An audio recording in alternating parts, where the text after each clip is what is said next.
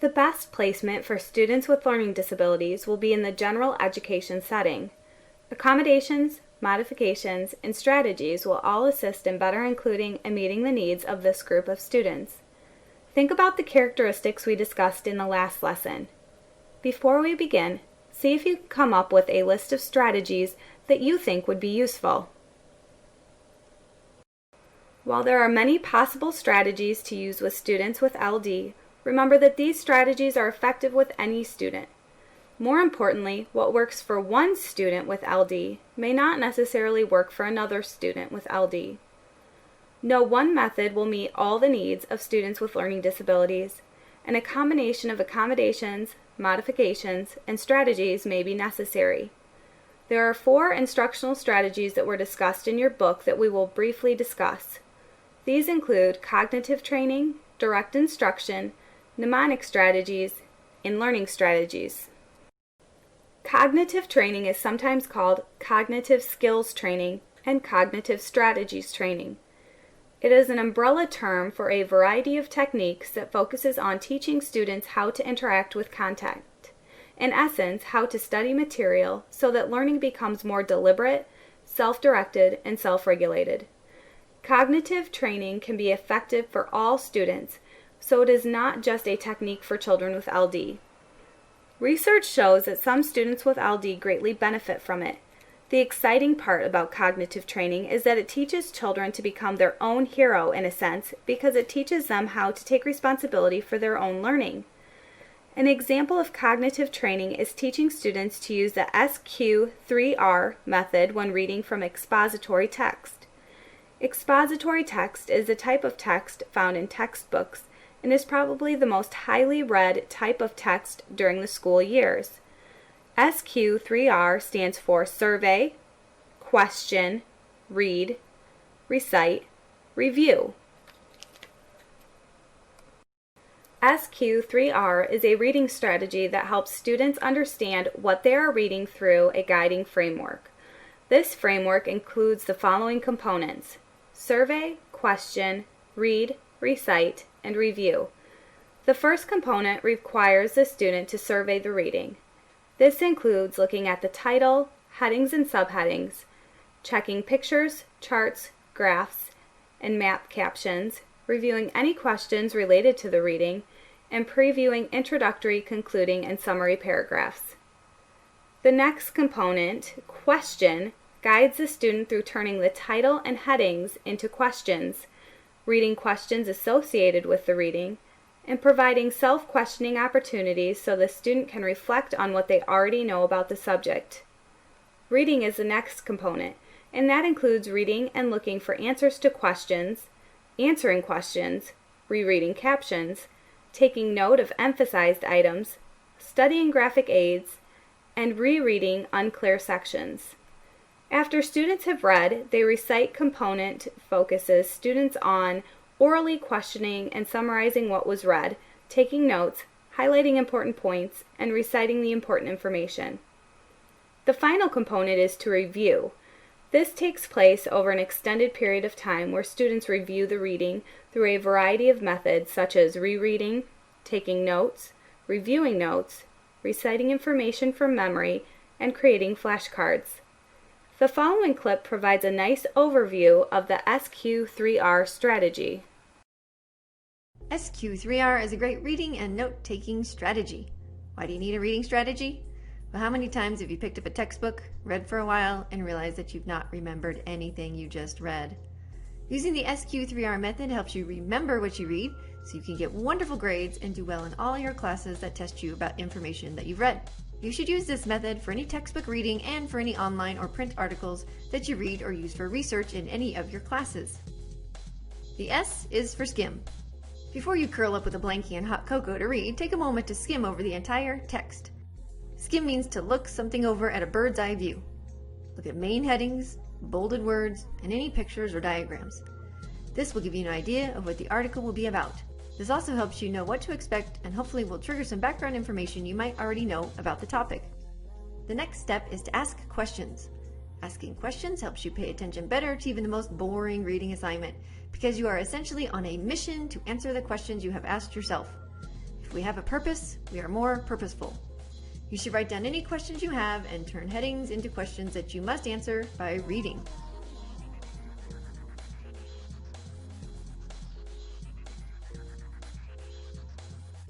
The first R in the 3 R's is to read. You're now going to answer the list of questions you've created by actually reading the text. The next R is to recite. In this case, it is not only okay to talk to yourself, but actually encouraged. Take notes on paper as you read and say the answers to your questions out loud if not too many people are around. Put the answers to the questions you've answered or the important points you've discovered from the reading into your own words. When you put something into your own words, whether in writing or by talking to yourself, you're more likely to remember it later. The final R and the final step in the process is to review. Read through your notes, perhaps highlight or even take additional notes on your notes. Have you ever read through your notes later and realized you have no idea what you meant when you wrote them? Doing a quick review while the reading is fresh in your mind to add a few additional details will prevent that from happening. This is also a fantastic time to talk with someone else about what you've read. Bring it up with a classmate who also had to do the same reading, or bring it up at the dinner table. Your parents will be thrilled when you have something to share when they ask you, "What did you do at school today?" So that is the SQ3R reading method. The more you practice it, the better at it you will become, and the more you will remember when you read. The next approach mentioned is direct instruction. Direct instruction is very systematic, explicit instruction. Components include introduction or review, development, guided practice, closure, independent practice, and evaluation. In many cases, direct instruction involves teachers following a scripted lesson plan, reading and prompting exactly how it is suggested in the lesson. The teaching is very sequential, and by that we mean it is very step-by-step. Some people do not like direct instruction very well because they say it involves too much drill and practice and takes away from teacher creativity. But research has proven that it does work well for students with learning disabilities. We've included a YouTube video where this teaching technique is demonstrated. To review, direct instruction is a teacher-directed instructional method of carefully orchestrated lessons. Everything is taught through demonstration, action, and choral responding, and is practiced until it is fully understood and each child can apply it. Finally, every concept is reviewed thoroughly to ensure mastery. Let's take a closer look at direct instruction.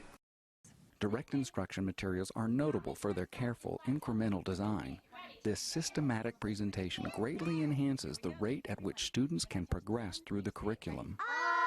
Yes, ready? Yes, ready? Yes, yes. Two words that come together to make one word. What's called? Ready? Compound word! So let's look at the first part of this compound word. I don't know if you guys can see it. What's the first part of this word? Ready? In. In. What's the second part of the word? You ready? Side. So what's the whole word say? Ready? Inside. You got it. Being smart. Get ready. Can. Yes, can. Get ready. Can. Yes, pan. Get ready. Word. Yes, words. Kid point for you guys. Nice job keeping your eyes on one word. Nice job sitting tall. Keep it up. We're going to go up the ladder a little bit faster. First word, sitting tall, just like Sierra. Thank you, Kamea. First word, read the fast way. Get ready. Words. Get ready. Hands. Get ready. Hands. Get ready. Hands. Get ready. Keys. Next. Get ready. Box. Get ready. Plans. Plans. Read the underlined part. Get ready. Whole word. Get ready. Shop. Yes, shops. Underlined part. Get ready. Out. Whole word. Get ready. Around. Yes, around. Underlined part. Get ready. Work. Whole word. Get ready. Work. Yes, worked. Underlined part. Get ready. Stick. Whole word. Get ready. Stick. Yes, stick. Are your hands folded together? Get ready? Yes, sir. And your feet still on the floor? Get ready? Yes, sir. Your chair stuck under your desk? Get ready? Yes, sir. We've been talking in history about some ancient civilizations. Civilizations that most recently we've been talking about include the Mayas, Aztecs, and Incas. If you remember, those Mayas, Aztecs, and Incas lived over in North America and South America. What two continents did they live on? Get ready? North America and South America. Who remembers which civilization lived in the rainforest of Central America? Isabel.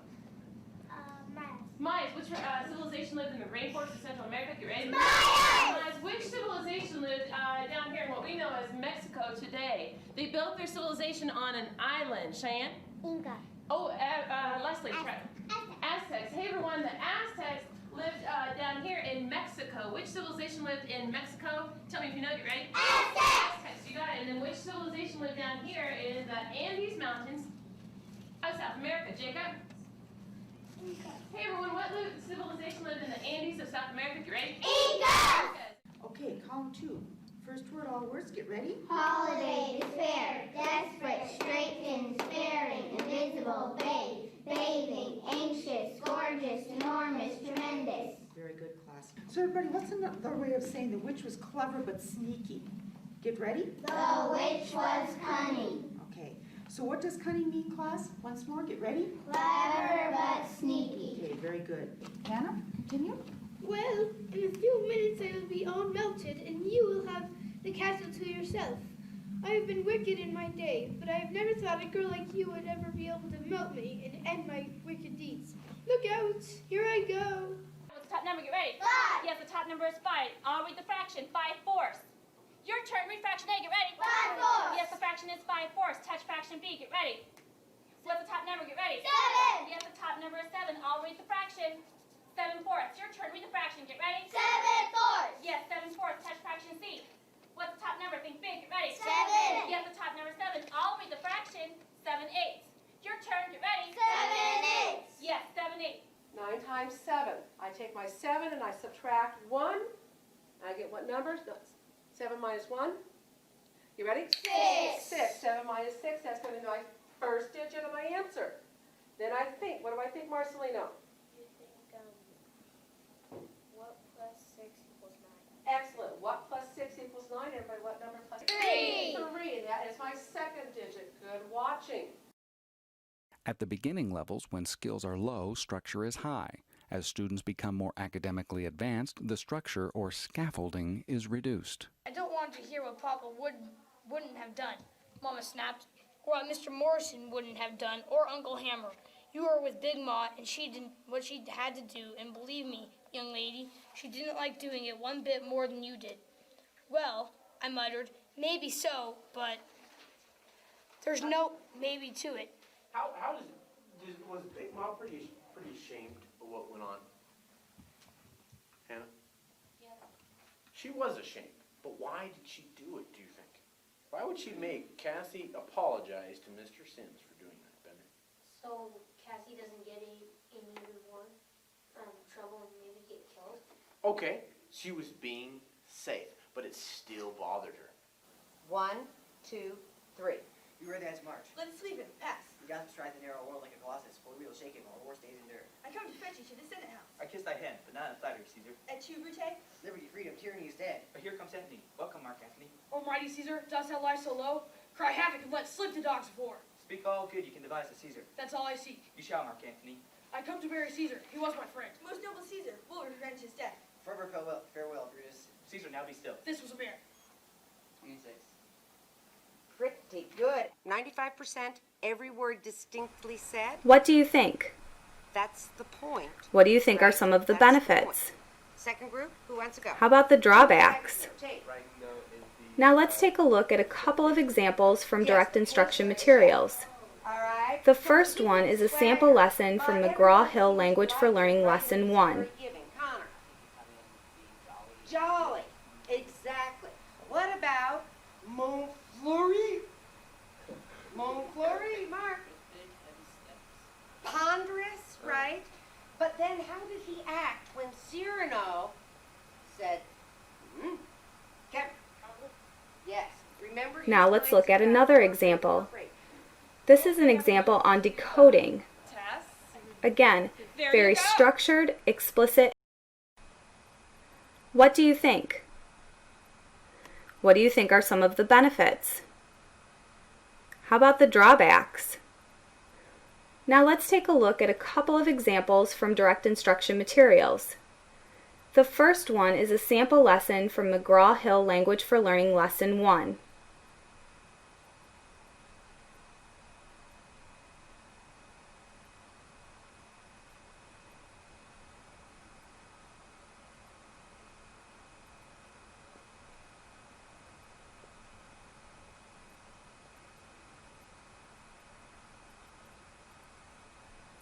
Now let's look at another example. This is an example on decoding. Again, very structured, explicit instruction.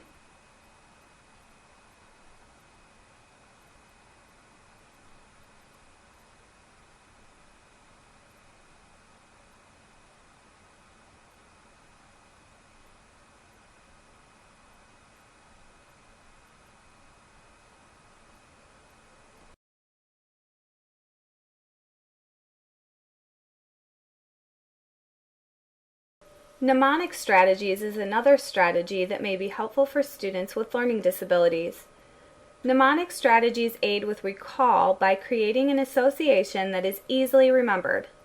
Mnemonic strategies could be considered a type of cognitive training, but we would prefer to think of it as its own group. Using acronyms are probably the most familiar mnemonic strategy. An acronym is an abbreviation in which each of the letters stands for the first letter in a list of words to be recalled.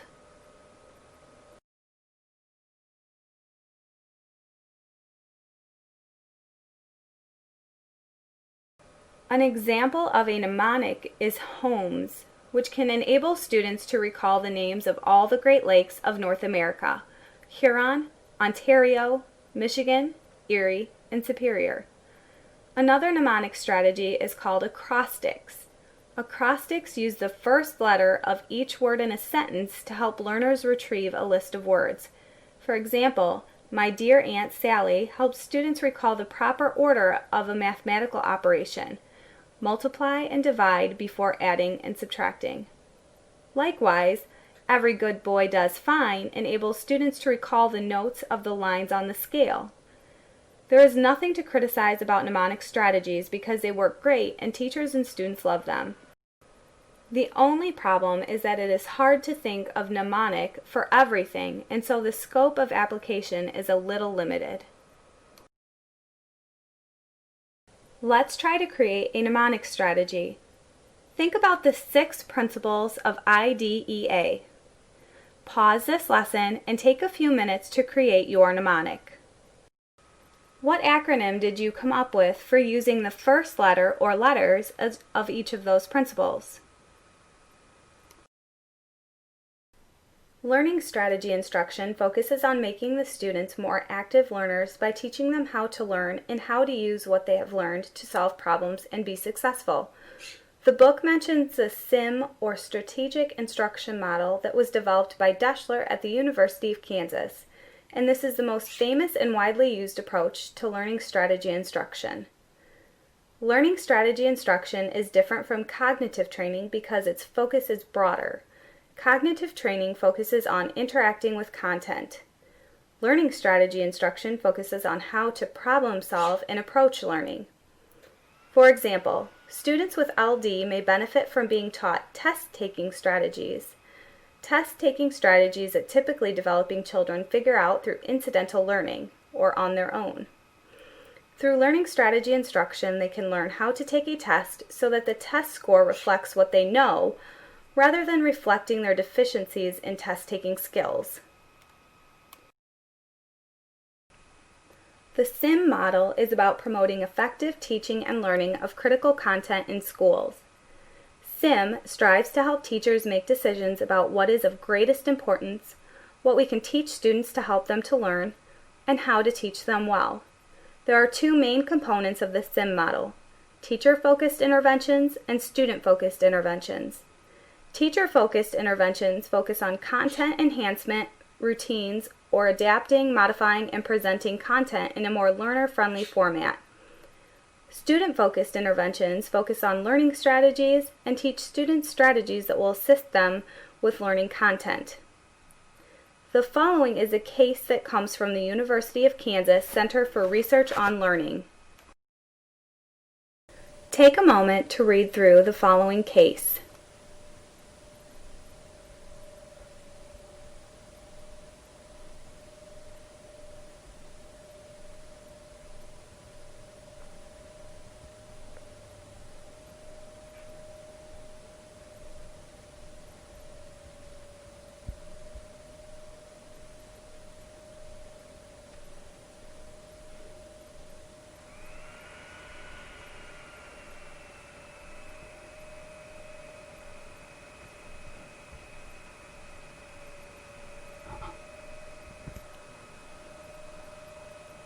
The National Center for Learning Disability provides a nice breakdown of common accommodations we can use for students with learning disabilities.